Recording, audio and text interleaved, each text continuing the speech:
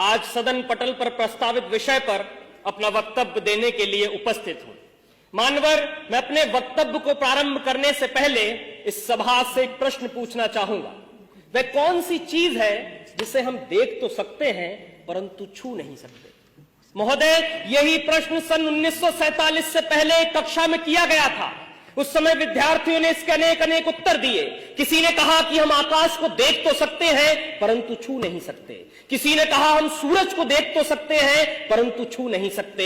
लेकिन उसी कक्षा के बाहर खड़े होकर पढ़ने वाला एक छात्र डबडबाई आंखों को लेकर खड़ा हुआ और पानी के भरे हुए घड़े की तरफ देखकर बोला, मैं प्यास से तड़प के मर भी रहा हूं, फिर भी मैं इस पानी के घड़े को देख सकता हूं, छू नहीं सकता, क्योंकि मैं एक अछूत जाति का हूं। और वो अछूत जाति का विद्यार्थी कोई और नहीं बल्कि हमारे भारत के संविधान के निर्माता डॉक्टर बाबा साहेब भीमराव अंबेडकर जी थे।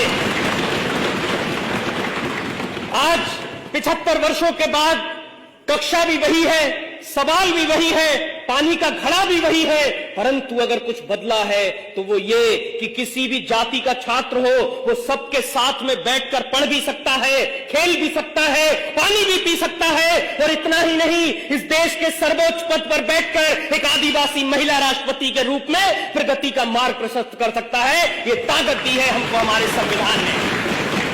जब जब बात हमारे अधिकारों की आई है तब तब संविधान ने हमारी रक्षा करी है।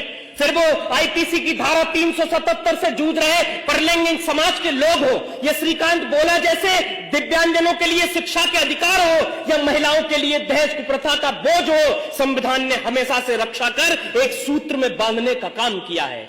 मान्यवर, भारत के संविधान की लोकतांत्रिक यात्रा बहुत लंबी रही है। जब भारत आजाद हुआ तो उसके साथ कई और 100 राष्ट्र आजाद हुए, परंतु आज हम वहां देखेंगे तो पता चलेगा कि वहां पर कहीं अराजकता है, कट्टरता है, सांप्रदायिकता है, भुखमरी है, गरीबी है, परंतु भारत एकमात्र ऐसा देश है जो आज उन्नति के शिखर पर बैठा है, क्योंकि उन्होंने धर्म को संविधान माना, हमने संविधान को ही पहला धर्म माना।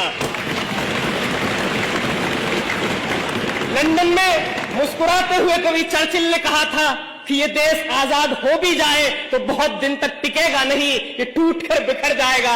अब मुझे लगता है नर्क में चर्चिल की आत्मा देख रही होगी तो सोच रही होगी क्या से क्या हो गए देखते देखते, क्योंकि आज का ये वही भारत है जो पूरी दुनिया में स्टार्टअप के क्षेत्र में तीसरे स्थान पर है। ये वही भारत है जो ओलंपिक के अंदर टोक्यो की धरती पर झंडा तिरंगा लहरा देता है। ये वही भारत है जो चंद्रयान 3 को पृथ्वी से चंद्रमा तक पूरी दुनिया में सबसे कम बजट में पहुंचा देता है, क्योंकि हमने अपने कर्तव्यों का निर्वहन किया है, जिससे हम प्रगति के सोपान को चढ़ते जा रहे हैं। और अगर इसी तरह से इस देश का प्रत्येक नागरिक अपने कर्तव्यों का निर्वहन करता रहा तो यकीन मानिए 2047 तक विकसित भारत का लक्ष्य एक सूक्ष्म मात्र होगा। इसीलिए अंत में मैं जाते जाते कहूंगा कि वर्तमान का गूगल हो, माइक्रोसॉफ्ट या पेप्सी को, इन सबको भी हमने दिए हैं अपने भारत के सीईओ। अब भी पूरी दुनिया में सबसे ज्यादा डॉक्टर्स हमारे हैं। खेल जगत में चमकने वाले भी भारत के सितारे हैं। अपने पौरुष के बल पर दुनिया को सदा बतलाएंगे, विश्व गुरु हम कल भी थे, आज भी है और सदा कहलाएंगे।